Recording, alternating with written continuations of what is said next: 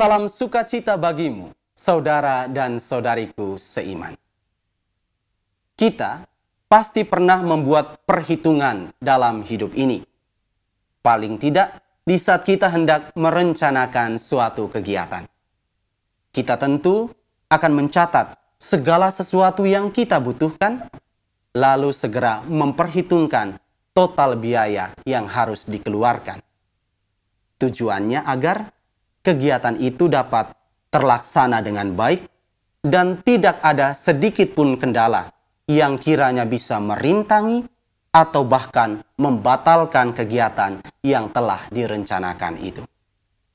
Maka, perhitungan itu baik dan amat dibutuhkan karena bisa membantu kita untuk mengantisipasi kejadian yang tidak diinginkan dan meminimalisir resiko yang tiba-tiba saja bisa muncul dengan sendirinya. Tetapi menjadi suatu pertanyaan bagi kita. Apa jadinya jika perhitungan itu dikaitkan dengan semangat memberi? Masihkah dipandang sebagai suatu tindakan yang baik? Tentu saja kasusnya ini amat berbeda. Saudara dan saudariku seiman, dalam Injil hari ini yang diambil dari Markus bab 8 ayat 1 sampai dengan ayat 10, dikisahkan bahwa para murid merasa bingung saat menanggapi kegelisahan hati Yesus akan kondisi orang-orang yang telah beberapa hari mengikutinya. Yesus yang tergerak hatinya melihat bahwa orang-orang itu kelihatannya tidak memiliki makanan. Yesus tidak tega menyuruh mereka untuk segera pulang, karena bisa saja dengan kondisi demikian, mereka akan pingsan saat berada di dalam perjalanan. Kegelisahan hati Yesus ini pun ditanggapi dengan pertanyaan oleh para muridnya.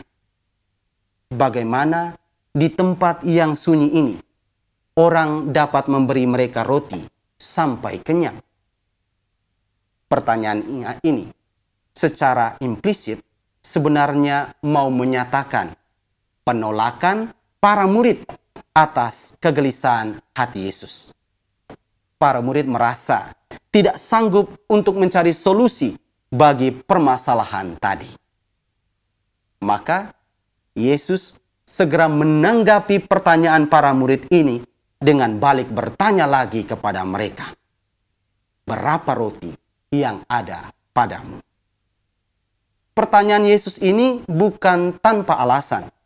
Sebab Yesus tahu bahwa para muridnya masih memiliki sedikit perbekalan. Kalau tidak tahu, mungkin saja rumusan pertanyaan Yesus seperti ini. Apakah kalian memiliki roti? Dengan bertanya seperti ini, Yesus sebenarnya ingin menggerakkan hati para muridnya untuk juga peduli pada kehidupan sesamanya. Kepedulian tidak boleh dihambat oleh aneka perhitungan. Memberi tidak boleh dibatasi oleh pikiran akan berkekurangan. Menunda praktik kebaikan karena terlalu sibuk memperhitungkan banyak hal, hingga pada akhirnya jatuh pada rasa enggan untuk berbuat baik, sama halnya dengan berbuat jahat. Apakah kita tega membiarkan sesama kita menderita, padahal kita diberi kesempatan untuk berbuat baik? Para murid Yesus sesudah berkata bahwa mereka memiliki 7 roti dan beberapa ikan, mereka segera menyerahkannya kepada Yesus. Dalam tangan Yesus, semuanya itu berubah menjadi berlimpah ruah. 4.000 orang makan sampai kenyang. Bahkan masih tersisa 7 bakul. Hal ini mau menunjukkan bahwa pemberian yang tulus dengan tanpa banyak perhitungan akan selalu mendatangkan kelimpahan, bukan kepada mereka yang diberi, tetapi kepada mereka yang memberi. maka benarlah perkataan Anne Frank, seorang gadis kecil yang menjadi korban kekejaman Nazi dalam buku hariannya. Di dunia ini, tidak ada seorang pun yang menjadi miskin hanya karena memberi. Memberi tanpa perhitungan adalah tindakan yang baik. Maka dari itu, saudara dan saudariku seiman, pertanyaan sederhana yang kiranya penting untuk kita refleksikan dalam hari ini. Apakah kita sudah menjadi orang yang rela memberi tanpa perhitungan? Kita harus sadar bahwa setiap hari Tuhan selalu menitipkan rahmat-Nya kepada kita untuk disalurkan kepada sesama.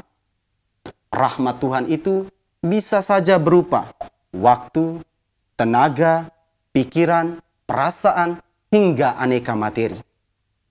Berhadapan dengan semuanya itu, kita seringkali tersesat dalam pemikiran bahwa semua yang kita miliki kini adalah milik kita sendiri. Apalagi kalau untuk memperjuangkan kehadiran semuanya itu, kita melakukan banyak pengorbanan. Kita sering mengklaim bahwa Tuhan memberikan semuanya tadi cuma untuk kepentingan kita saja.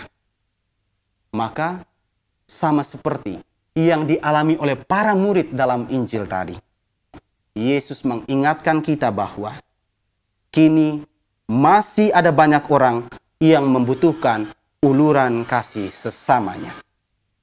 Hati kita sudah seharusnya selalu dan tetap terbuka agar mudah tergerak oleh kepedulian untuk mencapai sesama kita, mencapai kebahagiaannya sendiri.